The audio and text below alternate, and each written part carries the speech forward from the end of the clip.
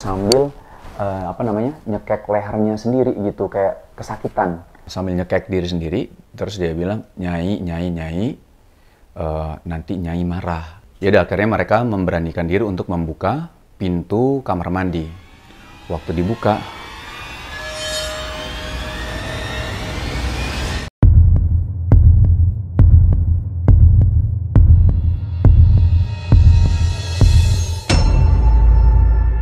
Assalamualaikum warahmatullahi wabarakatuh. Teman-teman semua, kembali di Kamis Misteri. Episode kali ini saya akan menceritakan satu kisah ya. Ada seseorang yang menceritakan ke saya tentang kisahnya.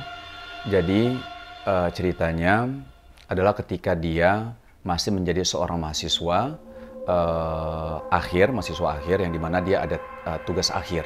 Nah, tugas akhirnya itu adalah bikin film pendek. Nah, mereka ini ada sekitar 20-an ya, 20-an orang. Dan kelompoknya mereka itu ada, yang mahasiswa ini kelompoknya itu ada 11 orang.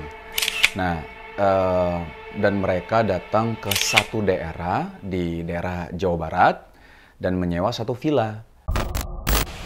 Aku nggak tahu awalnya kalau misalnya adanya di villa itu. Terus pas dalam perjalanan sebenarnya fine-fine aja, tapi pas udah masuk ke wilayah itu, aku sendiri ngerasa kayak kok agak aneh ya gitu ya.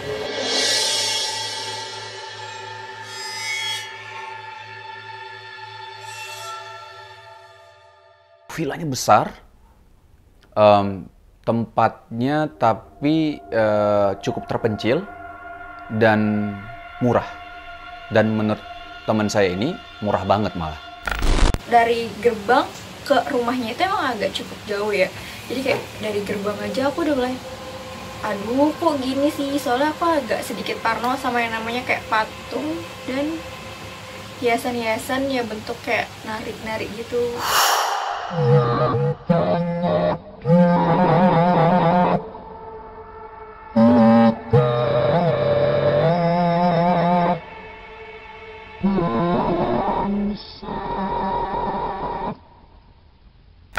Waktu sampai di daerah tersebut, karena untuk menuju ke situ itu cukup sulit dijangkau dan sangat menurut dia sih agak pedalaman gitu ya. Nah, dan perjalanan menuju situ juga ada satu menuju ke villa itu, kata dia sih itu arah ke villa itu arahnya seperti tusuk sate sepertinya. Ada yang jualan sate nggak ya di sana ya? Sate? Berempat tusuk? 200 tusuk makan di sini. Nah, sampai di villa tersebut, malam pertama mereka sudah menemukan hal yang aneh. Pas malam, aku berusaha untuk tidur. Mungkin pada waktu dini hari ya, ini bukan istrinya Dimas Seto ya, itu Dini Aminarti. Nah, dini hari ada dua orang kebangun, salah satu teman saya ini. Nah, waktu bangun, mereka seperti mendengar suara ada yang main kelereng. Tiba-tiba itu kayak pintu kamar mandi itu kayak dimainin gitu. Pertama kayak ada suara kelereng anak kecil lagi kayak tak tak.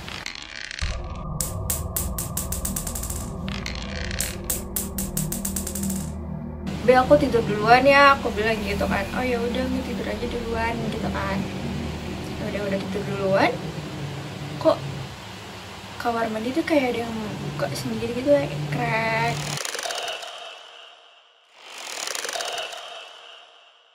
Karena pintunya itu kan terbuat dari seng, juga ada lapisan sengnya, dan kedengeran seperti ada orang main kelereng gitu. Yang satu temannya ini agak penakut memang. Nah, teman saya ini malah katanya sering kesurupan. Mendingan tidur aja ya gitu, dua-duanya. Satu takut, yang satu kesurupan. Nanti dia kesurupan, dia takut sama temannya. Bingung juga tuh jadinya. Aku takut dia kenapa-kenapa sebenarnya, makanya aku tuh ngajakin dia untuk kayak yaudah keluar yuk. Yaudah, akhirnya mereka memberanikan diri untuk membuka pintu kamar mandi. Waktu dibuka,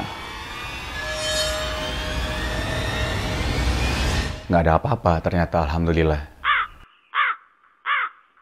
Akhirnya balik lagi mereka tidur. Besoknya, kaget teman yang penakut ini. Kenapa? Waktu dibuka tasnya, ada 5 kelereng di dalam tasnya.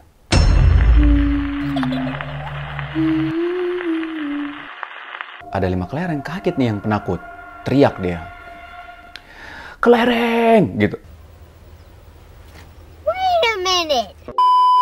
Kalau teriak takut, nggak mungkin ngomong kelereng ya. Kelereng gitu kan. Kenapa gitu. Dulu, wow. Nyambung lah sama teman saya ini yang suka kesurupan. Dia bilang, mereka makin, makin khawatir ngelihat kelereng itu. Ini kan, gue nggak bawa kelereng, maksudnya kan gue nggak bawa kelereng yang teman penakut ini kan. Gue nggak bawa kelereng, yang satu lagi juga, aduh, ya serba inilah itu. Karena malam pertama udah kayak gitu. Oke, kita masuk ke hari kedua dan kejadiannya juga mau menuju ke malam. Jadi teman saya ini sama grupnya itu memang kan mau bikin video atau film pendek ya, kita bilangnya film pendek. Nah, mereka bikin, jadi ada penari, terus ada gamelan. Nah, dan mereka minta tolong lah kepada salah satu orang lokal di situ untuk bisa nggak dicari penonton gitu ya, agar mendukung filmnya kan. Nggak mungkin karena banyak yang 17-an gitu kan. Nah, oke lah, akhirnya mereka coba untuk bikin film yang untuk gamelannya aja sama penarinya. Nah, kan mereka kan persiapan syuting. Syuting itu kan ada lighting. Jadi ada lampu yang besar atau kita bilang lampu gede gitu ya, yang warna putih. Terus ada juga lampu-lampu yang kecil-kecil kayak lampu yang warna-warni yang lain gitu. Nah, lampu yang gede itu tiba-tiba putus. Kok tiba-tiba putus? Mereka kan takut juga karena mahasiswa kan, karena takutnya ganti juga kan untuk biaya yang lampunya yang putus itu. Entah kenapa lighting kita putus. Waktu dicek, ya memang benar ternyata putus. Kasian juga padahal mau balikan kan, tapi udah putus. Ya udahlah. Nah, akhirnya dia coba lampu yang lampu yang kuning. Hanya ada lampu kuning. Coba ada merah sama hijau kan, jadi merah kuning hijau kan di langit yang biru. Waktu mau syuting, tiba-tiba mulai rame tuh, dan penarinya sama pemain gamelannya itu datangnya telat gitu ya, harusnya 5:30, datangnya 8:30 dan mulai jam 9:30-an lah. Dan tiba-tiba mereka nggak nyadar bahwa banyak penonton yang hadir di situ gitu, dan mereka jadi nggak ngeh sama ucapan orang lokal tadi bahwa susah dapat orang-orang di tanggal ini karena banyak 17-an. Tapi mereka nggak ngeh, lupa dengan ucapan orang lokal tersebut tadi kan. Akhirnya mulai syuting. Ketika mulai syuting, salah satu teman dari teman saya ini bilang, gue ngelihat sesuatu deh di belakang gong yang besar itu gitu. Ada sesuatu di situ. Nah, tapi teman saya ini bilang, udahlah nggak usah dipikirin kayak gitu, kita syuting aja. Ya udah syuting aja kan. Nah, yang aneh lagi adalah dua penari ini kan ada yang jago sama ada yang nggak jago. Ini kan karena dua-duanya temannya teman saya ini kan. Nah, yang bingungnya adalah ketika pada saat syuting malah yang nggak jago ini jadi jago banget gitu loh. Narinya, Jepang apa breakdance? Ya gitulah pokoknya. Jadi kan setelah itu syutingnya ternyata nggak kelar-kelar nih. Nah, jadi nggak kelar-kelar akhirnya sampai jam 1. Nah, setelah sampai jam 1 itu ada salah satu orang lokal yang bilang, "Dek, jangan syuting lama-lama ya karena ini nanti ada yang marah," gitu. Nah, teman ini nyampein lah ke teman saya nih, bilang jangan lama-lama nih, nanti ada yang marah nih gitu. Nah, setelah akhirnya mereka mengusahakan untuk cepet kan syutingnya. Nah, temannya ini akhirnya tiba-tiba hilang, dan mereka juga akhirnya nyari-nyari di mana nih teman yang satu lagi ini yang tadi. Akhirnya waktu dilihat ada di kamar dan dia lagi kesurupan. Sambil nyekek lehernya sendiri gitu, kayak kesakitan. Sambil nyekek diri sendiri, terus dia bilang, "Nyai, nanti Nyai marah," gitu. Nyai.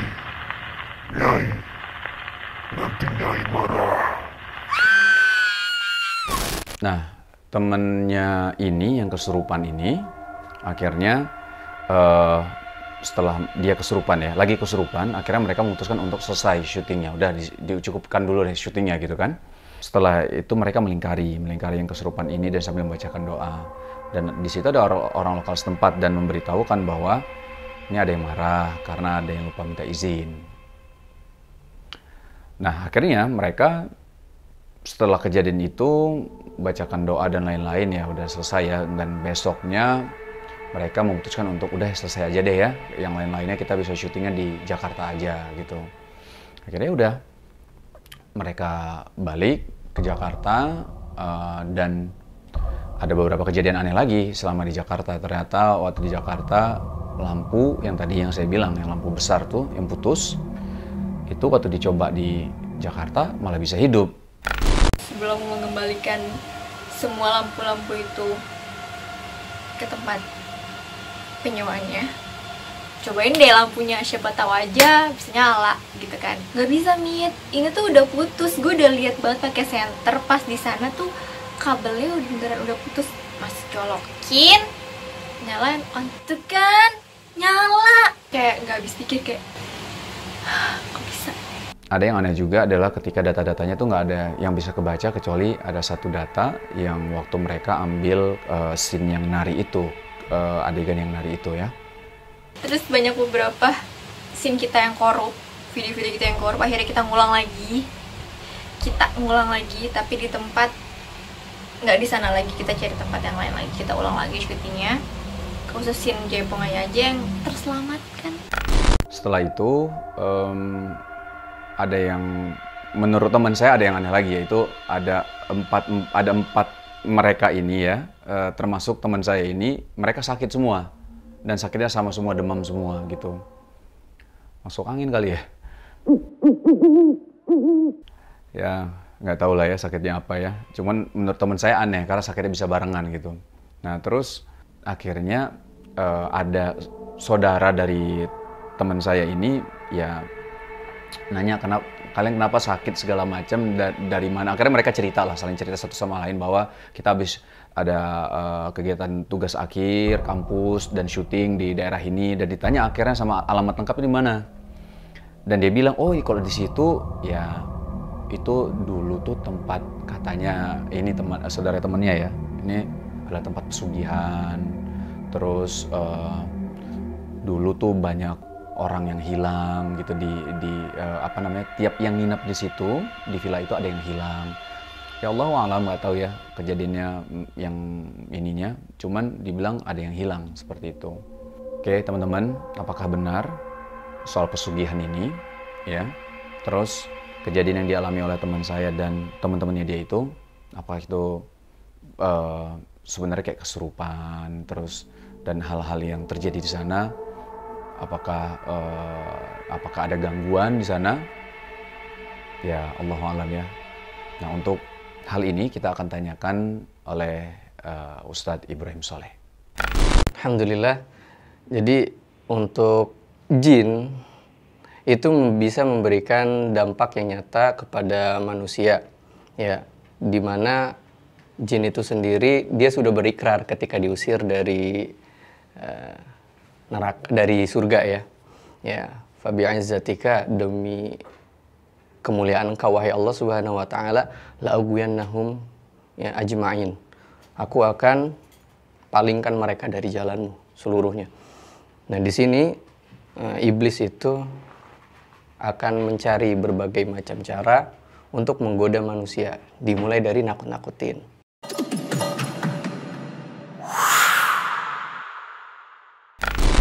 Meminta izin kepada penunggu sebuah tempat yang diklaim angker, itu justru akan membuat jin itu semakin kuat. Jadi mematuhi jin itu bukan malah membuat kita itu selamat. Ya.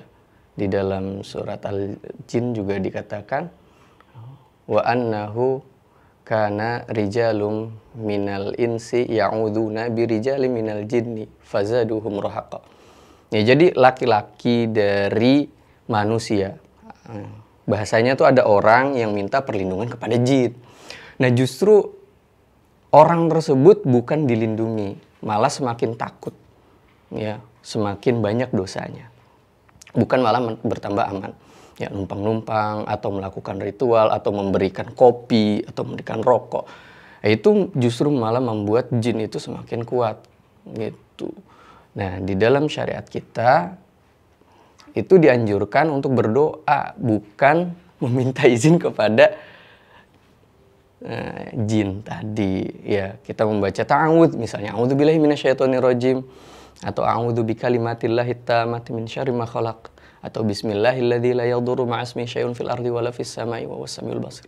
Nah, baca doa itu karena kita meminta perlindungan kepada Allah Subhanahu wa taala, bukan meminta perlindungan dari sang penunggu. Justru kita harus melawan karena kita ini lebih sempurna daripada jin. Manusia itu meminta bantuan kepada jin, baik untuk pesugihan, ya, baik untuk menambah karisma, atau pelet, ya, untuk mendapatkan orang yang disuka. Nah, dia memakai jalan pintas dengan bekerja sama dengan jin. Nah, pesugihan itu cuma salah satu bagian kerjasama antara jin dan manusia. Manusia menggadaikan akidahnya kepada jin, dan jin memberikan sedikit kekuatannya kepada manusia. Tapi manusia ini justru malah bertambah takut dan bertambah lemah ketika seseorang itu meminta bantuan kepada jin, bukan malah dia semakin kuat. Ya, bukan dia justru malah semakin berani, malah semakin takut dan banyak dosa di dalamnya. Ya, sebaliknya kalau kita minta perlindungan kepada Allah, minta kekuatan kepada Allah, disitulah kita itu lebih kuat. Jin akan meminta dari kita. Minimal dia akan menggoyahkan akidah kita dengan memberikan kopi, rokok, hal-hal yang disukai oleh jin. Itu yang ringan, untuk kerjasama yang ringan. Tapi kalau semakin besar, maka jin juga akan menuntut manusia itu semakin besar lagi. Sampai pada titik jin bisa saja meminta tumbal nyawa. Ingin membuat sebuah bangunan besar, ada yang ditumbalin di dalamnya. Ya, ingin membuat proyek-proyek yang besar itu, nah di situ ada yang ditumbalkan. Atau ada orang yang pengen kaya secara instan, dia harus menumbalkan sesuatu. Nah, tumbal itu adalah bentuk kepatuhan manusia kepada jin, ya. Sehingga ini membuat cacat akidah yang seharusnya kita itu patuh kepada Tuhan, kepada Allah Subhanahu wa taala, justru malah kita lebih patuh kepada jin. Ini fatal. Dari akidah sudah rusak, dan inilah yang diinginkan oleh syaitan. Allah Subhanahu wa taala berfirman, "Wa idza sa'alaka 'ibadi 'anni fa inni qarib, ujibu da'watad da'i idza da'an." Ya. Ketika Allah Subhanahu wa taala ingin menjelaskan keadaan dirinya kepada manusia, ya, Allah memerintahkan kepada Nabi Muhammad SAW untuk menjelaskan bahwa posisi Allah Subhanahu wa taala itu dekat dengan hambanya. Dan Allah Maha mendengar doa dari hamba. Hanya saja kita butuh kesabaran. Tidak ada kebahagiaan yang bersifat praktis dan instan. Ya. Apa yang ditawarkan oleh jin itu adalah kebahagiaan yang khayali, yang fana. Jangan gadaikan kenikmatan yang instan beberapa tahun saja di dunia dengan kebahagiaan yang hakiki. Nah, ini kita berbicara masalah iman. Ya, semoga kita bisa menguatkan iman kita sehingga tidak tergiur oleh hal-hal yang dibuai oleh setan. Ya, wallahu taala alam bishawab. Terima kasih untuk Ustadz Ibrahim Soleh atas penjelasannya, dan semoga ini bisa memberi kejelasan untuk kita semua ya, teman-teman semua ya. Dan bagi teman-teman semua yang ada kisah misteri yang nyata, ya silakan kirim ke alamat ini. Kesini ya kirimnya. Nanti yang menurut kami menarik kami akan ceritakan di Kamis Misteri. Dan kita akan tanyakan juga kepada Ustadz dari sisi syariatnya seperti apa. Terima kasih, semoga bermanfaat. Assalamualaikum warahmatullahi wabarakatuh.